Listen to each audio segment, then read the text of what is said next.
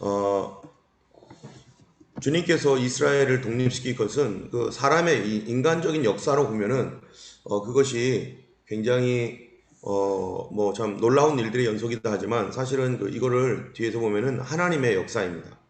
하나님께서 이 일을 다 이루어 가시고 하나님의 역사가 이 뒤에 있는데요. 우리가 성경 말씀이 이루어지는 시대에 우리가 살고 있습니다. 우리 에스겔 말씀도 있는데요. 우리 에스겔 말씀을 우리 이혜련 집사님께서 한번 읽어주시면 좋겠습니다. 여러 나라 가운데에서 더럽혀진 이름 곧 너희가 그들 가운데에서 더럽힌 나의 이름을 내가 거룩하게 할지라. 내가 그들이 눈앞에서 너희로 말미암아 나의 거룩함을 나타내리니 내가 여호와인 줄 여러 나라 사람이 알리라. 주 여호와의 말씀이니라. 내가 너희를 여러 나라 가운데에서 인도하여 내고 여러 나라 가운데에서 모아데리고 고국 땅에 들어가서 맑은 물을 너희에게 뿌려서 너희로 정결하게 하되 곧 너희 모든 더러운 것에서와 모든 우상 숭배에서 너희를 정결하게 할 것이며 또 새 영을 너희 속에 두고 새 마음을 너희에게 주되 너희 육신에서 굳은 마음을 제거하고 부드러운 마음을 줄 것이며 또 내 영을 너희 속에 두어 너희로 내 율례를 행하게 하리니 너희가 내 규례를 지켜 행할지니라. 네, 여기 보면은 여러 나라 가운데서 더럽힌 이름, 그 하나님의 이름 무엇 때문에 더럽혀졌냐면은 그들이 불순종함으로 그 자기 나라에서 쫓겨났기 때문에. 그래서 세상 사람들이 이스라엘 사람들을 보면서 자기 땅도 없는 그 백성, 하나님을 믿는다고 하면서 저렇게 망해버린 그 백성 하면서 하나님의 이름이 그들 때문에 더러워졌습니다. 그런데 하나님께서 여러 민족 가운데서 이제 모아서 데리고 고국 땅에 들어가는데 지금 우리가 이거를 뭐라고 합니까? 이거를 알리야라고 하죠. 예, 알리야. 이스라엘 땅으로 다시 돌아오는 거. 그 알리야를 하는 목적이 있는데요. 그게 뭐냐면은 바로 여기에 있습니다. 이스라엘 사람들이 왜 하나님께서 이스라엘을 왜 고국 땅으로 돌아가게 하느냐? 그거는 맑은 물을 뿌려서 정결하게 하려고.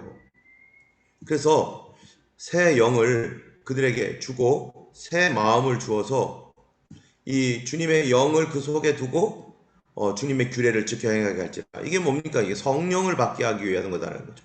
이스라엘이 아직은 그들에게 성령의 역사가 성령의 붕이 임하지 않았습니다. 그러나 여기까지는 이루어졌어요. 이미 여기까지는요. 지금 자기 땅, 자기 고국으로 돌아왔습니다. 그런데 아직 남은 것이 이 부분이죠. 이 부분. 그들이 반드시 성령을 받을 것입니다. 그들이 변화되어서 새롭게 될 겁니다. 이 성령을 어떻게 받습니까? 사도행전 2장에 보면요. 너희가 각각 예수 그리스도 이름으로 세례를 받고 죄 사함을 받으라. 그리하면 성령의 선물을 주시리라. 예수를 믿고 회개하고 죄 사함을 받아야 성령을 받습니다. 이스라엘이 반드시 새 영, 내 영이라고 하는 하나님의 영을 그들에게 부어주시려면 예수님을 영접해야 되는데 그래서 우리는 이스라엘 땅에 성령이 임하시도록 그래서 예수 그리스도의 복음이 임하도록 우리가 지금 이거는 성경 말씀을 우리가 위해서 기도하는 것이고 하나님께서 우리에게 기도를 시키는 내용이 이거예요. 그래서 우리가 이스라엘을 위해서 무엇보다도 기도할 것은 바로 그들에게 성령을 부어주소서 그들에게 회개하게 하시고 성령을 부어주소서. 자, 오늘은 그들이 어떻게 돌아왔는가 한 이 부분에 대하여 우리가 일부분을 우리가 하려고 하는데요. 여러분의 이해를 돕기 위해서 1960년대에 영화가 하나 만들어졌습니다. 그게 뭐냐면은 엑소더스예요. 엑소더스. 아마 이 영광의 탈출이라고 하는 이 영화인데요. 여러분들이 아마 아실 거라고 생각이 되는데 여러분 한번 보겠습니다. 아마 노래 들으면은 아하 할 거예요. 잠시만요. 이게 공유를 해야 되는데 소리까지 공유를 해야겠네요. 잠시만요.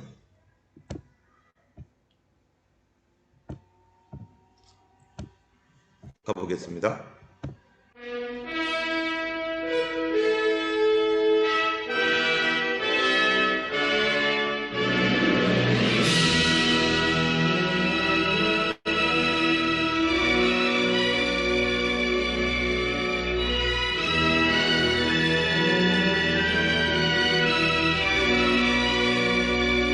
옛날에 이 영화 주말의 명화 할 때마다 우리 토요일마다 주말의 명화 했는데 이것이 배경음악으로 한국에서 많이 쓰였죠.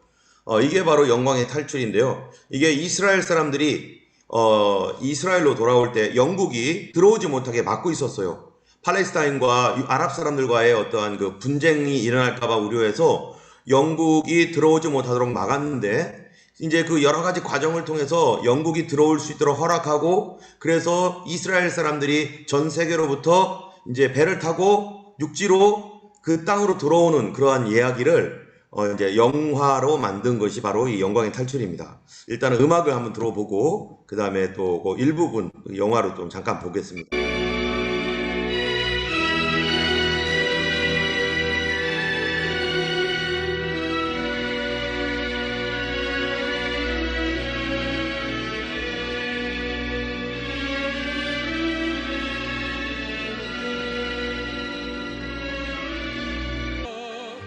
this golden land with me. 네, 여기에 우리가 너무나 잘 알고 있는 노래이죠. 예, 노래는 잠깐 그렇고요.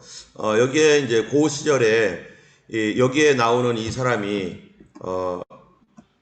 뭐 하고 있는 거냐면은 이제 배가 이스라엘 항구 앞에 도착을 했는데 이스라엘 땅에 도착을 했지만 이 배에 대한 하선에 대한 허락이 있질 않았어요.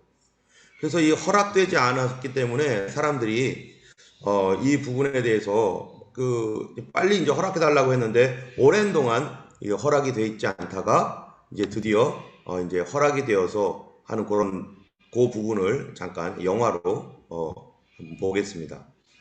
약간 아마 동영상이 뚝뚝뚝 끊어질 거지만요.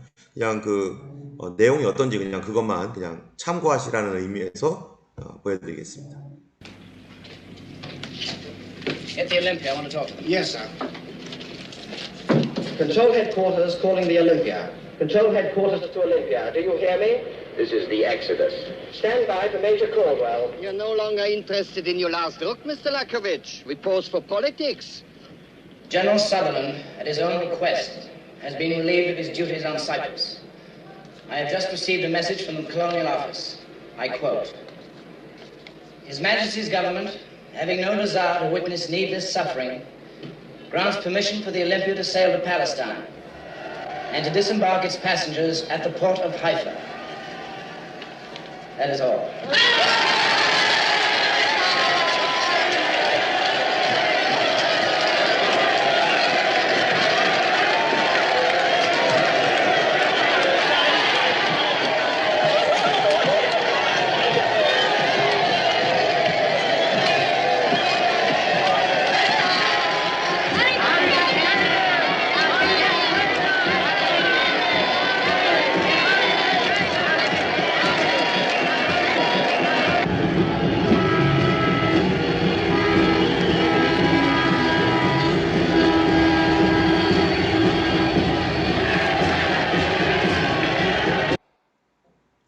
네, 우리가 방금 봤던 것처럼 이스라엘 사람들이 본국으로 돌아오려고 했지만 돌아올 수 없는 그러한 그 형편이 있었던 것은 자기 나라가 아니었기 때문에 그 땅이 그래서 영국이 허락을 했어야 되는데 이 영국이 드디어 이스라엘 사람들이 자기 땅으로 돌아오는 것을 방금 이제 선상에서 그 하염없이 기다리는 거예요. 그러다가 배에서 만약에 이게 허락되지 않으면 이제 이 외국에서 이스라엘에서 살려고 돌아왔던 이 모든 사람들이 다시 돌아가야 되는 그 형편이 되었었습니다.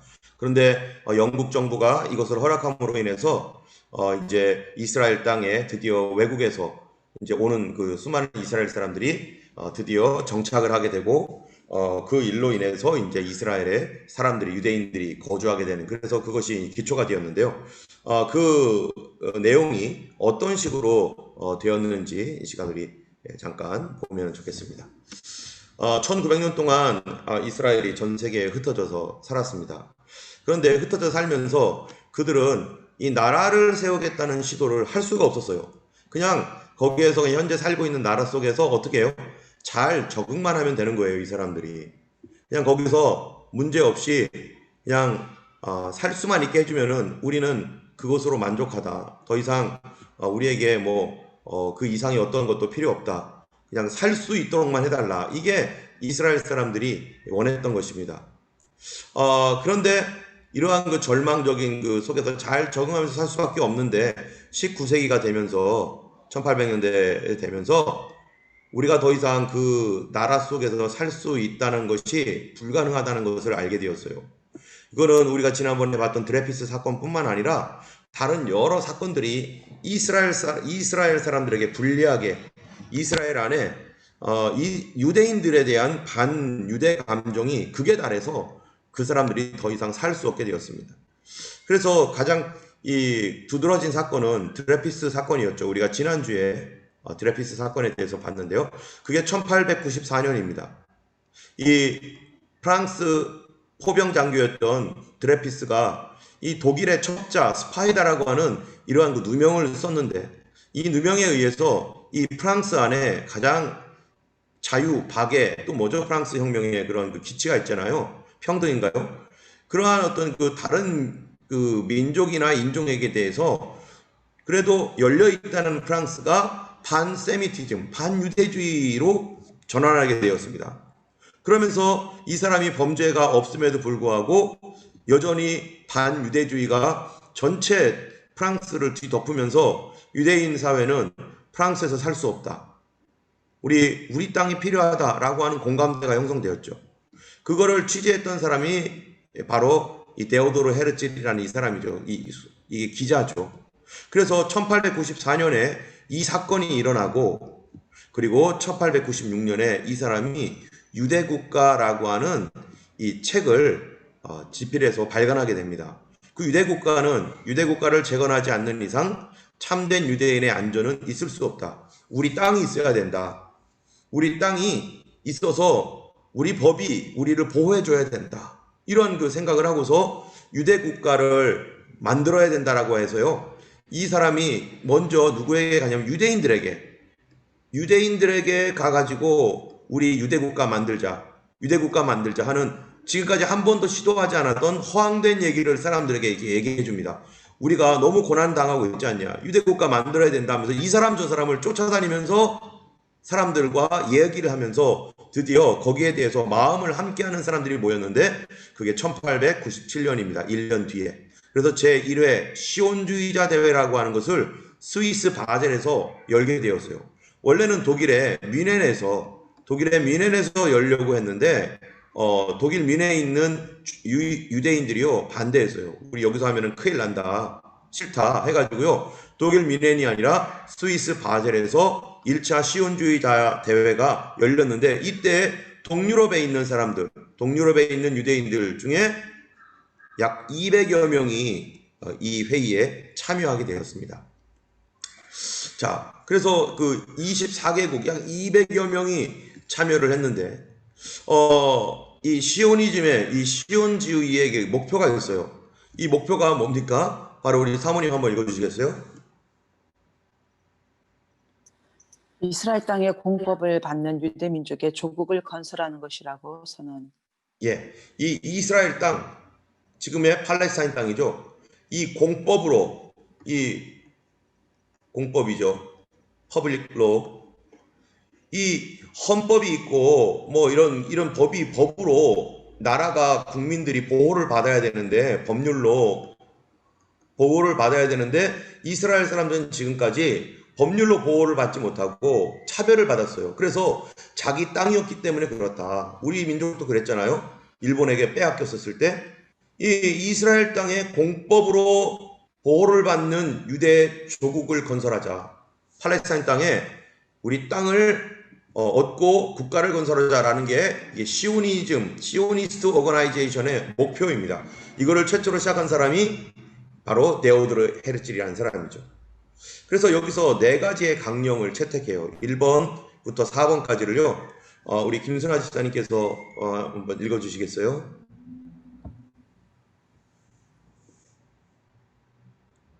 보겠습니다. 시작. 팔레스타인으로 유대인 이주 증진. 팔레스타인으로 간다는 거죠. 두 번째요. 유대인의 조직화. 지금까지는 조직이 없었는데 유대인들이 조직을 만들자. 그래서 조직적으로 활동하자. 세 번째는요. 유대민족의 정서와 의식을 강화. 바로 어떻게 한다는 거예요? 시오니즘으로 돌아가기 위해서 우리 땅이 필요하다라고 하는 유대인들에게 이 광고도 하고 의식을 개혁하고, 그래서 우리 민족 땅을 찾자라고 하는 그 정서와 의식을 강화하고, 유대 민족의 이 정서라고 하면 유대에 뭐겠어요? 여기에 필요한 게, 유대인의 가장 중요한 게 언어입니다. 언어. 여러분 2000년 동안 자기네 나라 말이 없이 살았어요. 이게 어떻게 회복될까요? 지금 유대인들 히브리어 사용하죠? 그 2000년 전에 사용했던 언어예요. 근데 나라 없이 헤맸는데 지금 2000년 지난 뒤에 언어가 회복됐어요. 언어가. 오늘은 이 언어가 어떻게 회복되는지 얘기는 안 하겠지만 다음 주에 이 언어가 도대체 어떻게 회복되는가. 우리나라도 일제 40년 동안 지내면서 한국말, 조선어, 한국어가 사용이 안 됩니다. 그리고 일본어가 사용됩니다. 일본어가. 그래서 우리는 조금 더 갔으면은 60년, 70년 가면은요, 한국어 몰라요. 일본어 사용하는 사람들만 나타나겠죠. 일본식 교육을 했으니까. 그런데 이스라엘은요, 2000년 동안 자기네 나라 언어가 없었어요. 영국, 독일, 스위스, 각각의 민족의 언어로 그냥 살다가 자기 언어가 없었어요. 자기 언어가. 그런데 1948년에 독립하면서요, 자기네 나라의 언어가 회복됩니다. 말도 안 되는 일이죠. 어쨌든 그거 다음에 하기로 하고요. 그 다음에 시오니즘 목표를 이루기 위해 필요한 정부의 동의를 획득한다. 이게 굉장히 중요한 겁니다. 이게 이 시오니즘의 목표가 뭡니까? 이게 팔레스타인 땅에 우리 땅을 차지한다. 이스라엘 땅을 얻겠다. 이게 뭐예요? 독립하겠다. 이거 아니겠어요? 그런데 이 독립을 하려면은 뭐가 필요해요? 자기들이 독립전쟁을 하겠어요? 총 들고 칼 들고 거기에 살고 있는 사람 쫓아낼 수 있겠어요? 그거 불가능하죠. 그러면은 자기네 나라에 이 땅을 차지하려면은 이 사람들은 뭐를 알게 되었냐면은 다른 나라 정부의 동의가 필요하다. 이게 뭐예요? 외교입니다.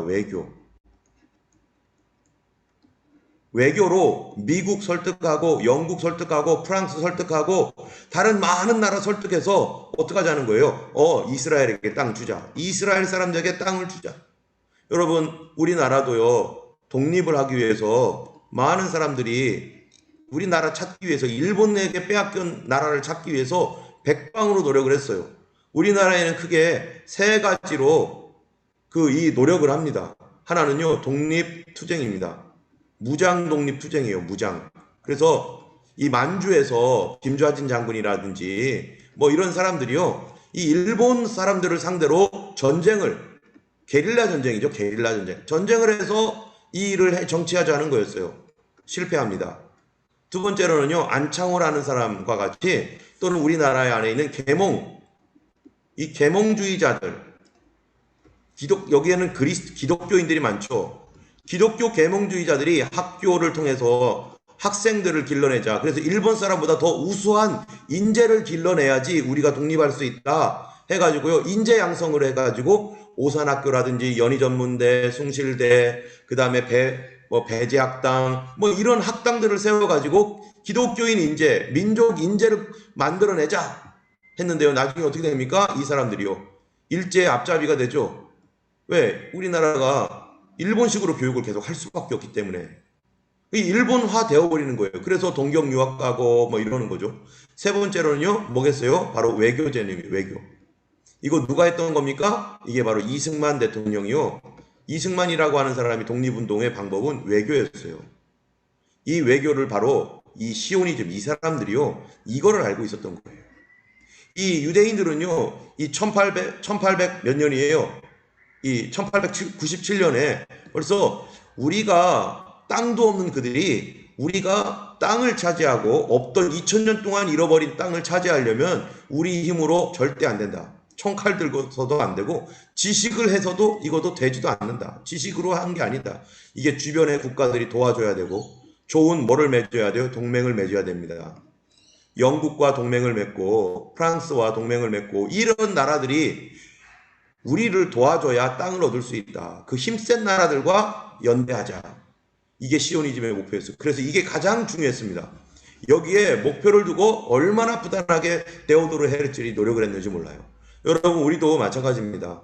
우리도요, 나 혼자 이 세상에 살면서 나 혼자 뭐를 할 것이다. 천만에 안 되죠. 반드시 우리에게 믿는 그리스도인들이 주변에 믿는 그리스도인, 나와 같은 생각을 갖고 나와 원수지간과 같을지라도 모든 사람과 관계를 좋게 해야 돼요. 관계. 하나님의 이 역사는요, 이 좋은 관계 안에서 이루어집니다. 그래서 우리가 좀 내가 부당하게 대우를 받고 내가 좀 다른 사람들에게 또 이렇게 억울해도 관계를 위해서 참을 수도 있고, 그 사람과의 좋은 관계를 유지하기 위해서 나중에 이 사람이 나의 도움자가 되고 나를 돕는 사람이 반드시 될 거기 때문에 좋은 관계를 유지하는 것이 굉장히 중요해요. 그래서 우리가 어떤 경우에도 다른 사람과 원수 짓지 않도록 그런 관계를 잘 형성해 놔야 되는 것입니다. 그래서 우리가 살아가는 것도 마찬가지인 것처럼 국가도 서로 좋은 관계를 맺어야 되는 거죠. 우리나라가 지금 대한민국이 어디와 관계를 맺어야 됩니까? 강력한 나라들과 관계를 맺어서 그래야 그 나라와 서로 주고받는 관계가 되어야만 우리나라가 살 수 있어요. 이 땅에 있는 어떤 나라도 외교가 잘못되면 그 나라 망합니다. 자주국방 어려워요. 미국이나 할 수 있는 거죠, 그런 거. 자, 어쨌든 시오니즘은요, 요거에 굉장한 목표를 두어서 다른 나라의 정부의 동의를 얻도록 굉장히 노력을 합니다. 자, 이 시오니즘을 한다고 하니까 몇몇 사람들이 반대를 해요. 왜 반대를 하냐? 성경을 가지고 반대합니다.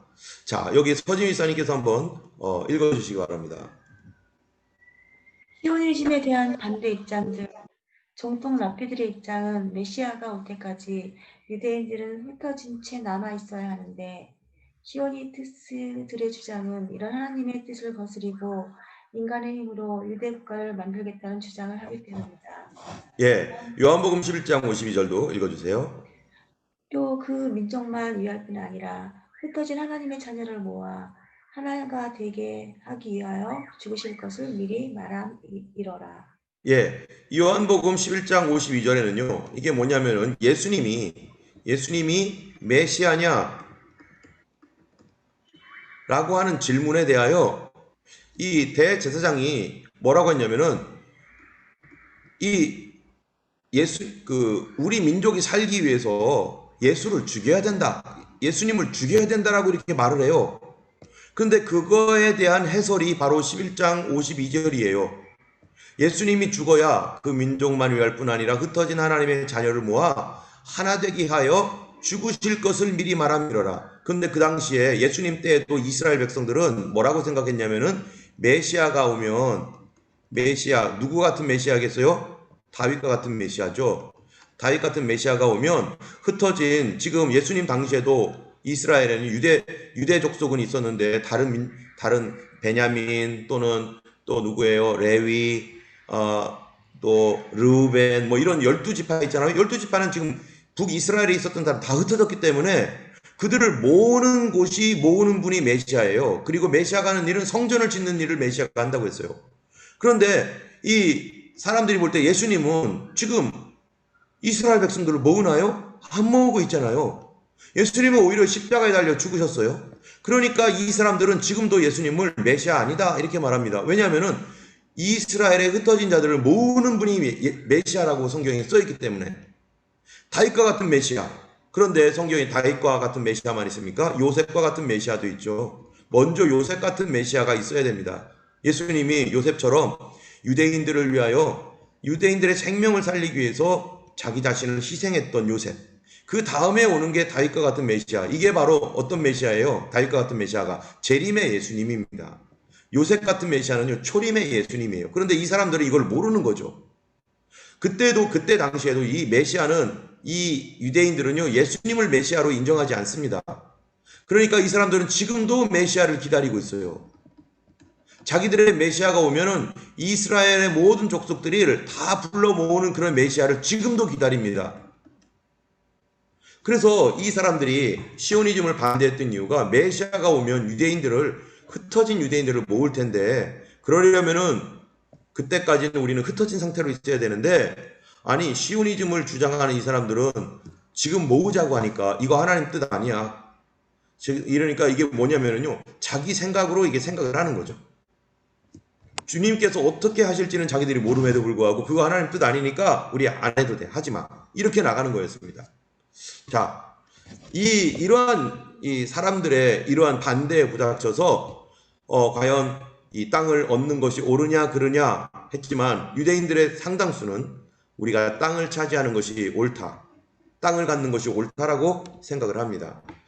자, 그래서 땅을 우리가 갖자, 독립을 하자라고 하는 사람들은 자기들 안에, 랍비들 안에 이 반대하는 사람들이 있기 때문에 그 유대인 사회에 대해서도 이제 이 사람들을 설득하는 일을 해야 된다 하면서 통해서 설득하고, 유대인에 강경하게 반대하는 유대인들도 설득하고, 또 누구도 설득해요? 외교를 통해서 프랑스, 영국, 미국, 또 뭡니까? 저기 터키, 이런 나라들을 설득하겠다는 거예요. 그래서 외교의 도움으로 우리가 독립하겠다. 우리나라의 이준 열사가 어떡합니까? 이 사람이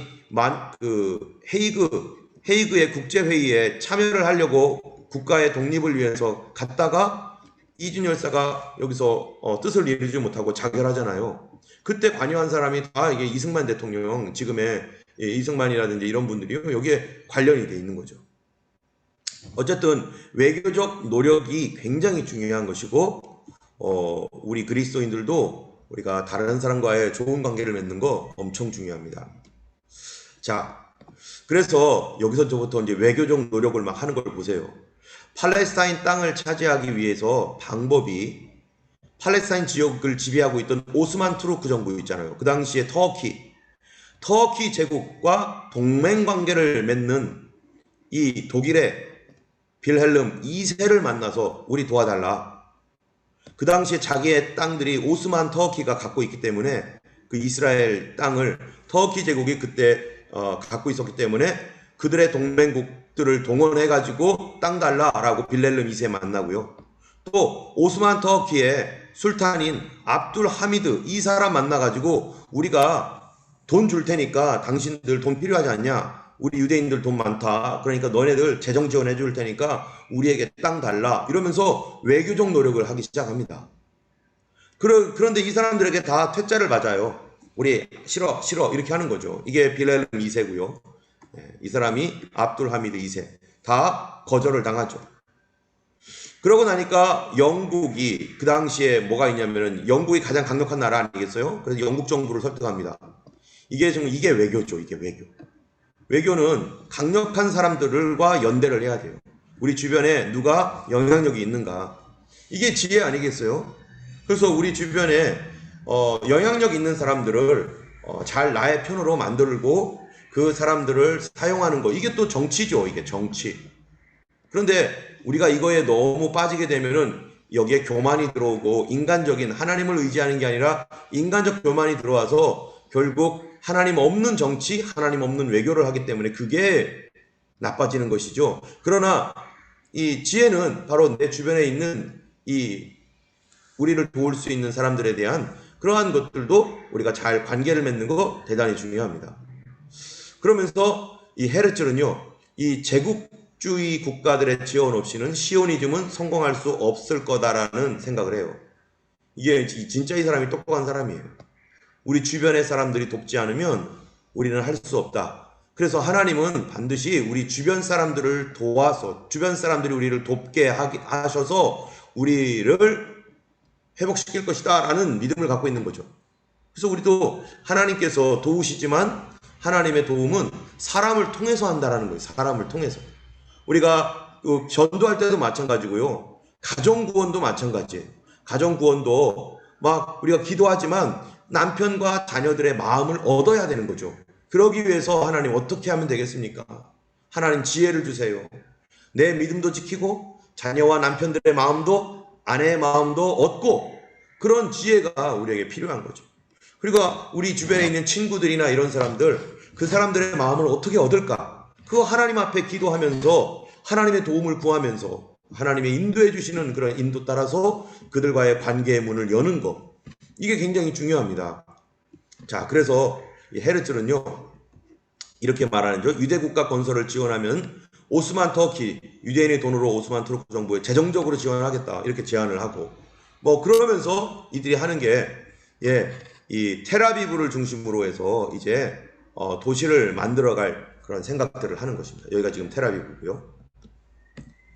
자, 1903년이 되니까 1897년이 지나고 1903년이 되니까 구체적인 행동을 하는데 먼저 자금을 모으기 위해서요. 앵글로 팔레스타인 은행을 설립을 합니다. 그래서 여기 이 당시에 록펠러라든지 이런 사람 있잖아요. 예, 또 누가 있습니까? 록펠러 가문이라든지 뭐예요? 이거 세계적인 아주 거물들, 부호들 이런 사람들이요.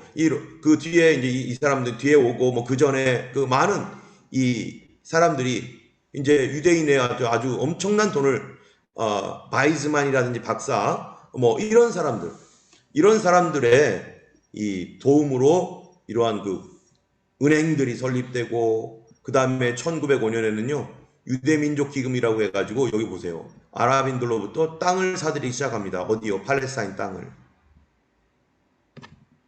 이 사람들이요 굉장히 구체적으로 그리고 공동 거주주의 이 시구를 만들어 가지고요 같이 협동농장처럼 이렇게 해가지고 살고 이게 바로 앵글로 팔레스타인 뱅크예요. 이게 예루살렘에 있는 앵글로 팔레스타인 뱅크입니다.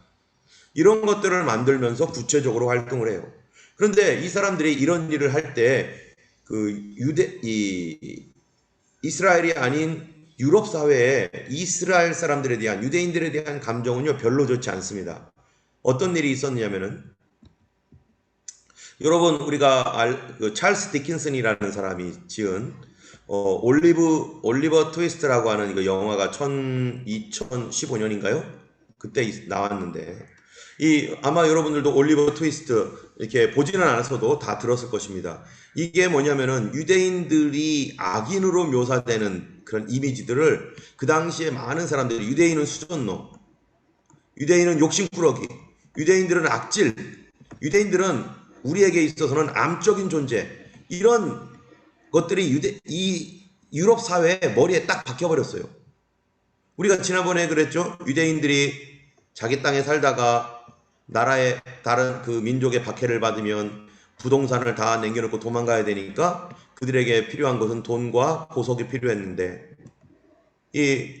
빨리 이동해도 많은 재산 가치가 있는 것들을 가지고 갈 수 있는 게 돈과 보석인데 그러다 보니까 여기에 눈이 너무 밝아가지고 주변 사람들의 돈을 긁어 모으다 보니까 수전노가 되고 모든 사람들에게 관계가 나빠지고 다 미움을 사고 그러다 보니까 악화돼가지고 더 미움을 받고 이런 것으로 인해서 그 당시에 유럽 사회는 이 유대인들은 수전노, 악인들, 암덩이, 우리 민족에 필요 없는 존재들 이런 생각들이 아주 머리에 꽉 차 있는 거죠.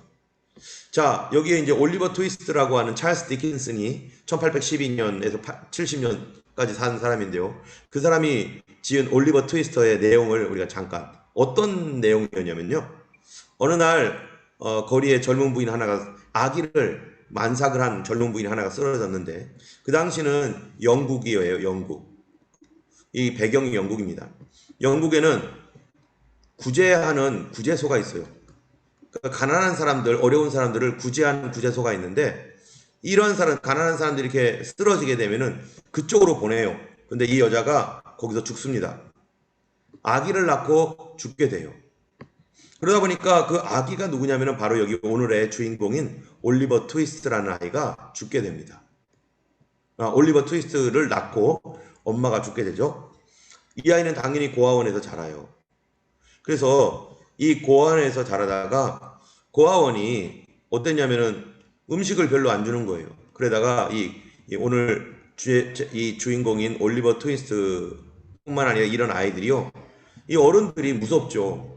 자기는 부모님도 없는 아이들이 고아원에서 자라니까.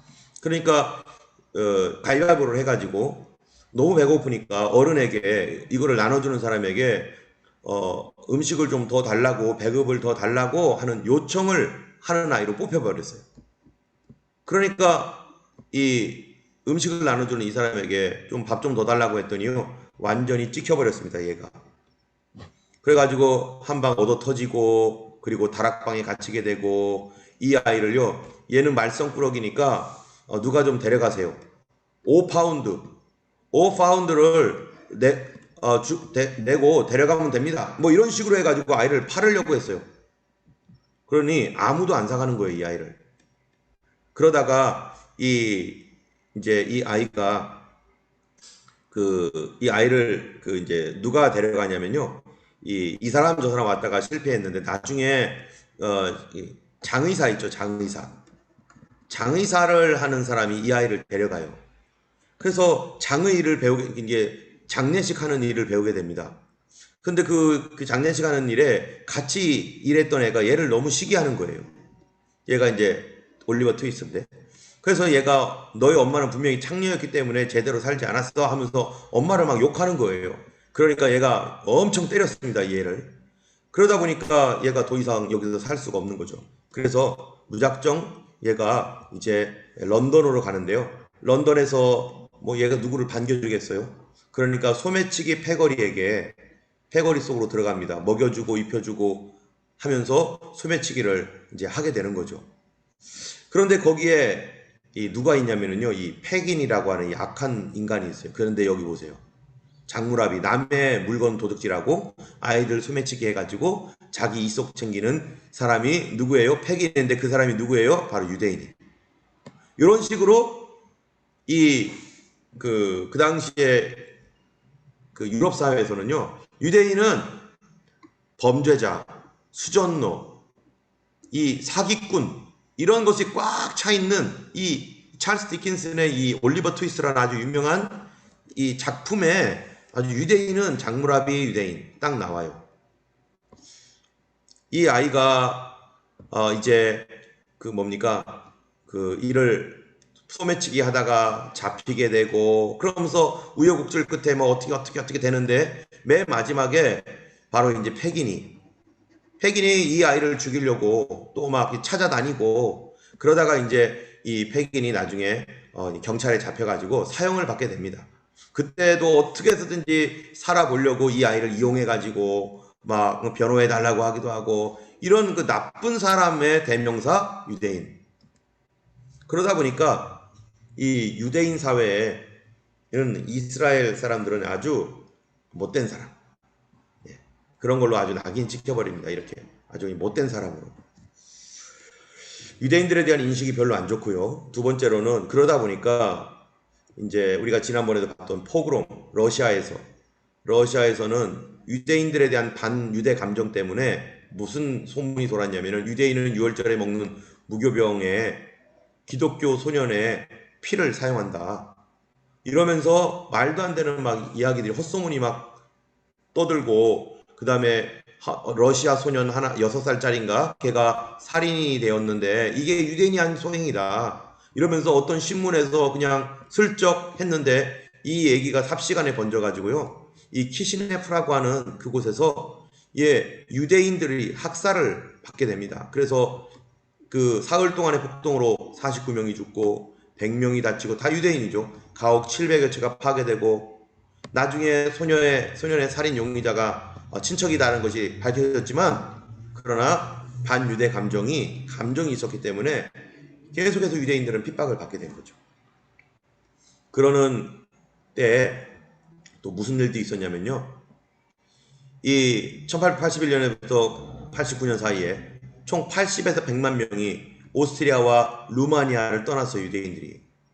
왜냐면은 그들이 범죄자이고 그들이 이런 수전노처럼 팩인처럼 이 수전노다.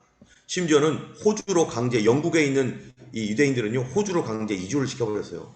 그래서 우리랑 같이 살고 있죠. 그리고 또 하나 엄청난 사건이 터졌는데 이 주이시 페릴이라고 하는 이 시온 의정서라고 하는 책이 발간이 됐는데요. 이거 유대인들이 이거 뭐라고 했냐면은 아까 제1차 시온주의자 대회에서 이게 채택됐다 해가지고요. 시온 의정서가 나왔습니다. 이게 이제 독일, 영국 그 당시에 유럽 사회로 다 번져나갔는데 그 내용이 뭐냐? 이런 거예요. 그 시온 의정서에 20몇 가지가 있는데 우리 이준환 집사님께서 한 11번까지 한번 읽어주시겠어요? 힘은 곧 정의여 진정한 권력이다. 언론을 통해 민중의 사고방식을 지배한다. 우리는 경제력으로 세계를 장악한다. 우리는 혼란을 조장하고 물질주의로 신앙을 대체시킨다. 흥행사업, 연극, 영화, 음악 등의 대중매체로 대중의 인식구조를 지배하고 예. 거기 예, 그냥 넘어가시고. 형과 방법을 가리지 말고 기존의 권력가들을 멸절시켜야 한다. 군사력을 강화하고 언론을 조작해 전쟁을 일으켜 이득을 본다. 전문가를 양성해 우리에게 유리한 법조항을 만든다. 각 국민의 국민들을 프리메이슨적 의식구조로 교육시킨다. 약점 있는 사람을 대통령으로 세워 꼭두각시처럼 조종한다. 하나님 우리가 세계를 정복할 수 있도록 세계 각지에 흩어지게 하였다. 네. 예, 이런 것이요. 왜 갑자기 이러죠? 예. 힘은 곧 정의요. 진정한 권력이다. 이 사람들이 이러한 그 사고방식을 가지고, 이제 있다라는 거예요. 이제, 이게 왜 막, 어떻게 되는 거죠, 이게?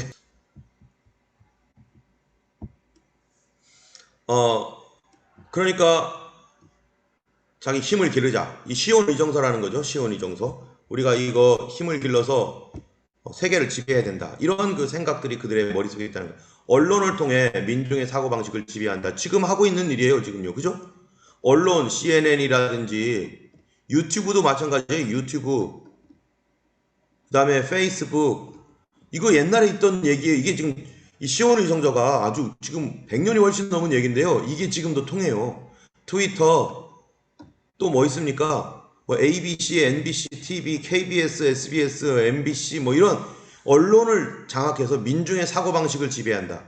그래서 사람들의 생각을 의식구조를 바꿔버리고 언론으로 자꾸 거짓말을 유통시켜서 아닌 것도 긴 것처럼 만들고 그렇게 지배한다. 우리는 경제력으로 세계를 장악한다. 우리는 혼란을 조장, 물질주의로 신앙을 대체시키고 지금 흥행산업, 연극, 영화, 음악, 대중매체 등으로 사람들을요 정치나 이런 데에 관심 없게 하고 의식구조를 그걸로 재밌는 거, 세상에 즐기는 거 이런 것들로 지금 학생들의 의식을 뭘로 바꿔요? 게임으로 바꾸잖아요. 애들의 게임에 빠져가지고 영화, 연극, 음악 이런 거에 빠져가지고 세상을 바라볼 수 있는 눈을 완전히 가려버리자. 취미생활하게 해가지고 사람들 완전히 바보처럼 만들어버리자. 그래서 옛날에는 TV였지만 지금은 인터넷이 그 일을 하고 있죠. 지금 이렇게 바보 만들어버려라. 그리고 자기들은 공부하고 열심히 해서 권력을 쟁취하고 사람들을 조작하고 그렇게 해야 된다. 수단과 방법 가리지 말고 기존 권력가들을 멸절시키고 군사력을 강화하고 언론을 조작해서 뭐를 일으켜요? 전쟁을 일으켜서 이득을 본다. 여러분 지금 군산 복합체라고 하는 게 있죠. 군 관련 산업이죠. 군 관련 산업으로 그래서 이 무기를 만들고 탱크 뭐 이런 거 총 이러한 그 군 관련 사업은 돈이 어마어마하게 되는 건데 만약에 전쟁이 안 일어나면 어떻게 되겠어요? 전쟁이 안 일어나면 이런 거 만드는 그 모든 회사들은 다 문 닫아야 되죠.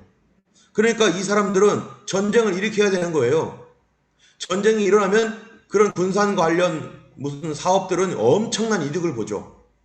이게 나중에 이 세계 1차, 2차 세계대전이 일어나고 또 앞으로 3차 대전도 일으킬 줄 모르죠. 이런 걸로 인해서 국가와 국가를 서로 오해하게 만들어가지고 언론을 조작시켜서 전쟁을 일으켜가지고 세상에 이 자기들이 돈을 챙기고 그래서 이 다국적 기업 만들어가지고 그래서 돈을 움켜쥐고 그걸로 더 큰 사업을 만들고 이런 일들을 하자는 거예요. 또 법조인들을 양성해가지고 자기들에게 유리한 법조항을 만들어서 그래서 자기가 원하는 대로 법을 바꿔버리자. 또 프리메이슨적 의식구조로 사람들을 교육시킨다. 그게 뭐예요? 프리메이슨적 의식구조가 뭐겠습니까? 사탄 숭배입니다.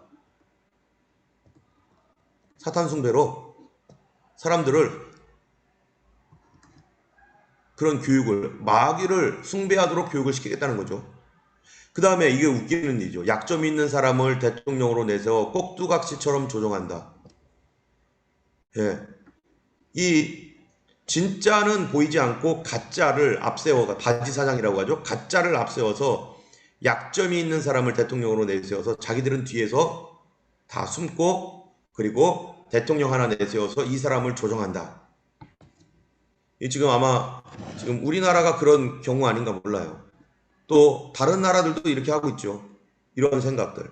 하나님은 우리가 세계를 정복할 수 있도록 세계 각지에 흩어지게 하셨다. 여기서 또 그 모든 악한 그러한 것들은 다 하면서 또 하나님 찾아요. 그러니까 이 시온 의정서를 사람들이 여러분 이거를 읽어보면은요. 여러분 어떻겠어요? 이거 유럽 사람들이 읽어볼 때 이거 피가 거꾸로 솟는 거예요. 이거 유대인들 이놈들 이거 그냥 놔뒀다가는 세계를 다 말아먹을 인간이구나. 이런 그 암적인 존재를 그냥 놔둬서는 안 되겠구나 라고 하는 생각들이요. 이 유럽 사회에 팽배하게 퍼집니다. 이 시온 의정서를 보는 순간. 자기들이 세계를 지배하겠다는 거 아니겠어요? 자, 12번부터 24번까지가 있는데요. 예, 12번부터 우리 24번까지를 예, 우리 그 사모님 한번 다시 한번 읽어주시겠어요? 언론을 통제해 대중의 심리를 조종한다. 대중을 스포츠, 연애, 오락에 심취하게 사고 능력을 상실하게 한다. 세계 정부에서는 유대교만 허용하고 기독교는 말살하라. 세계 정부는 법 적용을 엄격히 하고 반항자는 가혹히 처벌한다. 역사를 조작하고 새로운 철학으로 교육한다. 인간을 개조하고 서로 고발하게 완벽한 독재 체제를 구축한다. 기존 정부를 무너뜨리기 위해 음모를 일삼고 우리 통치자는 신비로운 존재. 국민에게 철권 정치의 위험을 보여줘야 한다. 정부를 빚으로 올가매고 국민을 경제적 노예로 전락시킨다. 우리는 내국체로 정부를 파산시키고 공산주의 사회를 건설한다. 목적은 수단을 정당화한다. 세계 정부는 사치를 금하고 절대적인 전체주의 사회를 구성한다. 다윗의 후손 중 왕을 선출하여 비밀 지식을 전수한 후 권좌에 앉힌다. 네, 자 이게 뭡니까? 이게요. 요한계시록 몇 장에 나오는 얘기겠어요? 요한계시록 13장 거짓 정부, 거짓 그리스도, 거짓 선지자들이 하는 일을 똑같이 여기에 쫙 표현하고 있어요. 공산주의 사회 건설하고 전체주의 사회를 만들어서 다윗의 후손 중에 메시아 말하는 거예요 지금요. 다윗의 후손 중에 왕을 선출해가지고 비밀 지식을 전수한 후 권좌에 앉힌다. 이게 적그리스도죠. 여기 보세요. 정부를 빚으로 올가매고 지금 전 세계의 정부가 어떻습니까? 빚 없는 정부 있어요. 미국도 엄청난 빚을 지고 있습니다. 누구에게 빚을 지고 있나요? 그 돈을 누가 빌려주고 있나요? 미 연방준비은행이 해주고 있잖아요. 미 연방준비은행이 하는 일이 뭡니까? 금을 그 사람들이 보유한 게 아니라 그냥 달러 그냥 찍어내는 거예요. 신용사회니까 신용만 있으면 달러 무조건 찍어내서 그리고서 이자 받아가지고요. 지금 자본주의 사회는요. 반드시 망하게 돼 있어요. 왜냐면은 뭡니까? 자본 대출을 예를 들어서 내가 100원이 있으면요. 요 100원을 가지고 얼마를 만들어냈냐면요. 대출을 시켜가지고 이거를 1000원을 만들 수 있게 만들었어요. 오늘날에. 나머지 그러면은요 900은 다 거짓이에요. 이거를 거품이라고 합니다. 우리 거품 경제 하는데 이런 얘기하는 거예요. 이거 거품은 언젠가 반드시 무너지게 돼 있어요. 그러면 어떻게 될까요? 지금 현재 우리가 누리고 있는 이 자본주의 사회, 산업, 이거 뭐 서비스 다 무너지고 아무것도 없습니다.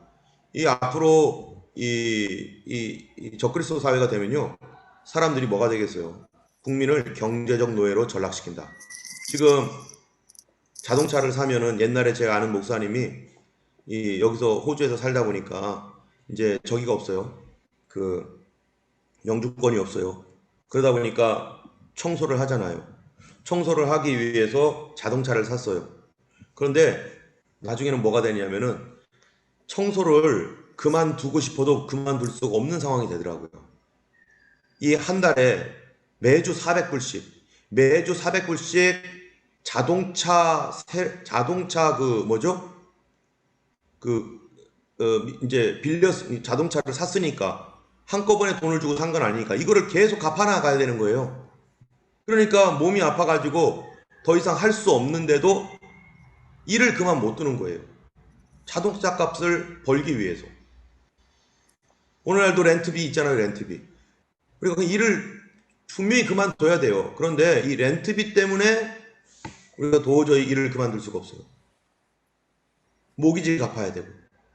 국민을 경제적 노예로 전락시키는데 이 돈 다 누가 갖고 있습니까? 이 거짓 돈을 가지고 있다는 거예요. 거짓 돈. 누가요? 자기들이. 언론을 통제해 가지고요. 대중의 심리를 조정하고 아까 얘기했죠. 대중을 스포츠 연애 오락에 심취하게 해가지고 사고 능력 상실하게 하고. 우리 아이들 다 지금 우리 아이들뿐만 아니라 모든 사람들이요. 다 여기에 다 들어갔습니다. 지금 이미. 맨날마다 스포츠 연애 오락 그거 늘 보잖아요. 뉴스 별로 안 봐요. 세계 어떻게 돌아가는지 관심 없어요. 그냥 재밌는 거 TV에서 그냥 드라마. 성도들이요. 만약에 예수 믿는 성도들이 요 속에 빠져 있다. 이 바보 되는 겁니다. 눈을 감아버리는 거죠. 세계 정부 만들 텐데 유대교만 허용하고 기독교 목표가 이거라는 거예요. 기독교 말살. 유대인들의 목표. 세계 정부 법을 엄격하게 적용해서 뭐 하자는 거예요? 이 독재국가, 전제주의 국가 만들자. 보세요. 서로 고발하게 해서 완벽한 독재체제 구축한다. 우리가 지난번에 우리 이경민 지사님 댁에 갔었을 때 걱정한 게 뭡니까? 10명 이상 모이면 안 되는데 하도 요새 여기 있는 사람들이 뭐예요? 고발 정신 투철하다 보니까 10명 더 이상 모이면 혹시 고발하면 어떡하지? 경찰들이 닥치면 어떡하지? 아니 우리 이웃이 우리를 고발을 해요.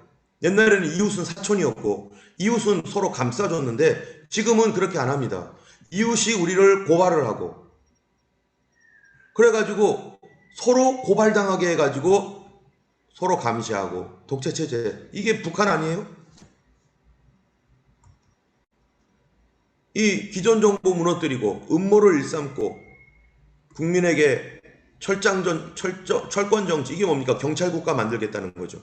지금 대한민국 있잖아요. 경찰권 강화합니다. 문재인 정부가. 이게 뭐 하고 있는 거예요? 철권 정치. 언론 통제 지금 다 하고 있어요. 웃겨요. 미국이 지금 하고 있는 게 이런 거 아니겠어요? 프리메이슨이라든지 이런 사람들이요. 다 이런 거 하고 있어요. 분명히 마지막 시대에 적그리스도 세계는요. 이런 식의 과업을 이루고자 하는 프리메이슨. 여기 어디 갔어요? 프리메이슨. 아까 위에 있었나요? 프리메이슨, 일루미나티 이런 사람들. 이게 목표예요. 이런 내용들이요. 쫙 퍼져버립니다. 유대인 어디에요? 유럽 사회에. 그러니까 유럽인들이요. 당연히 분노할 수밖에 없는 거예요. 이 유럽 사람들이 분노를 하게 되니까 이게 어디에 빌미가 되냐면요. 독일에서, 홀란드에서 유대인들 다 없애버리자. 그래서 히틀러가 뭐 합니까? 유대인들 이거 암적인 존재다. 다 없애버리자 해서 홀로코스트가 여기서 홀로코스트가 되는 이 하나의 원인이 시온 의정서가 이렇게 되는 거죠. 무섭습니다, 이게. 그런데 이 시온 의정서는 과연 유대인들이 만들었는가? 지금도 의심이 가는 부분이 많이 있습니다.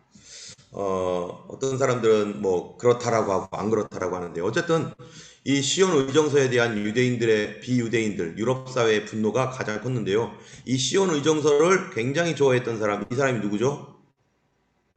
우리 포드 자동차 있죠? 포드 자동차. 예, 헨리 포드.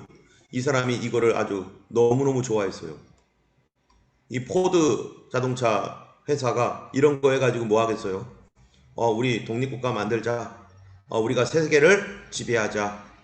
그래가지고 이미 유대인들이 이 미국의 연방준비은행 할 때 이 유대인들 프리메이슨 이거 관련된 사람들이요. 돈 있는 사람 데이비드 로크펠러라든지 또 그 누가 있습니까? 아이고 지금 제가 생각이 안 나는데 이 영국과 프랑스 전쟁에서 이 정보를 먼저 얻어서 로스차일드요. 로스차일드가 이 전쟁의 소식을 먼저 얻어가지고 사람들이 영국에서 프랑스가 이겼다라고 헛소문을 터뜨려가지고 영국에 있는 모든 그 주식을 다 팔게 만들 때 팔게 만들어 놓고 자기는 영국이 이거를 알고 이 사람들이 판 주식을 왕창 사버리잖아요. 그래서 로스차일드가 거짓말로 이 사람들을 속여가지고 어마어마한 떼부자가 되잖아요. 이 로스차일드 가문이. 이런 비열한 짓을 해가지고 그때부터 돈을 챙기고 이래가지고 지금까지 온 세상을 이렇게 지금 이 돈으로 매수하는. 그리고 지금 뭐 조지 소로스 유대인 아니에요, 이 사람? 지금 트럼프 정부를 뭐 없애버리겠다고 해가지고 민주당과 하나 돼가지고 지금 막 이렇게 이 거짓 선거하고 거기에 돈 되는 사람들, 이 로스차일드 가문, 이 록펠러 이런 유명한 사람들 유대인들입니다, 이 사람들. 어쩌면은 지금 시온 의정서가 과연 유대인들이 만들었느냐? 그러면 역사적인 그 맥락에서 볼 때 아니다라고 하는 의견도 많이 있고요. 또 그길 것 같은데 이런 사람들도 있고 기다라는 사람도 있죠. 만약에 이게 정말로 유대인들이 만들었다면요, 이건 엄청난 일이죠. 아마 유대인들의 어떤 그런 사람들보다도 유대인들을 모함하는 사람들이 이거를 만들었을 가능성이 많다라고 하는 사람들의 의견도 많이 있습니다. 그런 사람들의 중에 하나가 이 시온 의정서가 이 모리스 졸리라는 사람이 쓴 마키아벨리와 몽테스키웨의 지옥에서의 대화를 그대로 베낀 것이다 라고 이렇게 얘기를 합니다. 그래서 사실 여기에 있는 그 내용들이요, 이름만 바꿨지 이름을 유대인으로만 바꿨고 나머지는 다 여기에서 따온 것이다 이렇게 얘기를 합니다. 그래서 유대인이 만든 건 아니다 라고 하는 얘기도 분명히 있고, 그거를 많이 사람들이 맞다라고 이렇게 보고 있습니다. 그러나 사실 현재 실제적으로 이 유대인들이요, 이 유대인들도 아시케나즘 있고, 그 다음에 또 뭐가 있습니까? 아시케나즘 유대인들과 지금 또 하나 유대인이 뭡니까? 지금 제가 기억이 안 나네요. 이렇게 머리가 지금 안 돌아갑니다. 유대인들에 대한 어떠한 이러한 그 이들의 배경은요, 이 사람들은 가짜 유대인이다 이렇게 얘기하는 그 사람들도 많아요. 가짜 유대인. 이 아시케나즘 유대인들은 이 매브리코에다가 그 다음에 이 사람들 유럽 사람처럼 생겼어요. 여러분 근데 중동의 아랍 사람들 보세요. 유럽 사람과 같습니까? 유럽 사람 아니에요. 아브라함이 유럽 사람처럼 생겼습니까? 절대 아니죠. 근데 아시케나즘 유대인들은요, 세파라딤이라는 게 세파라딤. 세파라딤과 아시케나즘이 있는데, 이 아시케나즘 유대인은 유대인의 아브라함 혈통인가? 아니에요. 이 사람들은 옛날에 그 사람들이 지금 조사한 바에 의하면 하자르 왕국이라고 하는 왕국이 있는데, 하자르 왕국의 이 개종한 유대인들, 하자르 족속이라는 거죠. 근데 이 사람들이 이 유럽 계통의 이 사람들이기 때문에 거기에서 유럽 사람들과 섞여 살면서 유럽화되었다. 그런데 이 사람들이 바로 프리메이슨과 일루미나티 이런 것과 관련되어 있는 가짜 유대인이다라고 이렇게 말을 하기도 합니다. 세파라딤은 아브라함의 후손으로서 지금 못 사는 사람들이에요. 그래서 스페인에서 추방당하고 그리고 북아프리카라든지 또 중동 지역에서 살면서 지금 누구랑 얼굴이 비슷하겠어요? 이 사람들이요. 이 사람들이 지금 중동에 있는 그런 그 이스마엘 후손인 아랍 사람하고 얼굴이 비슷해요. 근데 이 이스라엘의 대통령 지금 누굽니까? 네타냐후라든지 이런 사람 다 이게 서양 사람 같잖아요. 근데 이 세파라딤 유대인들 같은 경우는요, 잘 살지 못합니다. 지금 가난하게 삽니다.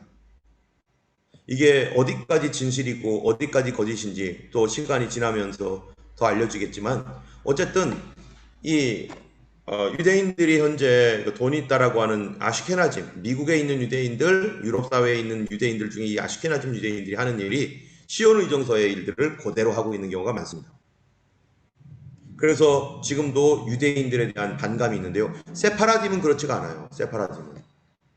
그러니까 이 아시케나즘 유대인들 때문에 이 세파라딤 유대인들까지 도매꿈으로 넘어가 가지고요, 이스라엘 이것들은 다, 이 사람들은 오히려 이 핍박을 받고 어려움을 당하고 있는 사람이거든요. 아시케나즘 유대인에 의해서. 나중에 더 이거 보시려면 세파라딤과 아시케나즘 이거 인터넷에서 여러분들이 한번 찾아보시면 될 겁니다. 네. 네, 오늘은 아무래도 시간상 이 이상은 못할 것 같네요. 예.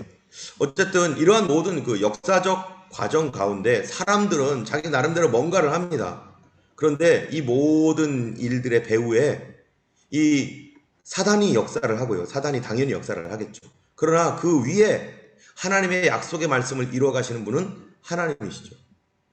하나님께서 그 이러한 그 사단의 수많은 그 거짓과 방해와 잘못된 방향과 이런 거에도 불구하고 하나님은 우리가 맨 처음에 봤던 그 이 이스라엘의 독립을 이루기 위해서 하나님은 계속 역사를 하십니다. 하나님은 모든 것에 그 위에서, 그래서 지금 우리가 언제 것까지 했습니까? 1905년 정도까지 오늘 얘기했어요. 3년 정도까지 얘기를 했는데요.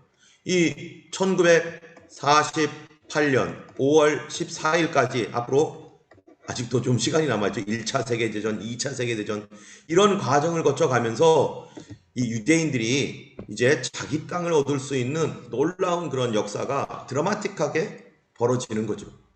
그래서 하루아침에 유엔의 결의에 의해서 33대 12, 찬성 33, 반대 12, 기권 10 이러한 그 결의안으로 해서 유엔 결의안 181호가 생겨서 유대 국가가 생기게 됩니다. 그 이야기들은 우리가 이제 다음에 또 계속해서 이어져 나가겠습니다. 네, 오늘은 여기까지 하고요. 이 하나님의 말씀을 그래서 우리가 동시에 함께 봐야 됩니다. 하나님의 그 약속의 말씀들이 이 세상 역사 속에서 어떤 식으로 이루어지고 하나님은 이 악한 그 자들의 모든 계획조차도 하나님의 약속의 말씀을 이루는 그 선으로 어떻게 바꿔놓으시고 또 그 위에 하나님이 어떻게 일을 하시는지를 우리가 보기를 원하고 또 그 말씀들을 우리가 다음에 또 계속해서 나누겠습니다. 네, 여기까지 하고요. 이 시간에 우리 잠시 오늘 그 내용들을 우리 잠깐 피드백 한 1, 2분 정도만 서로 한마디씩만 얘기해 주시고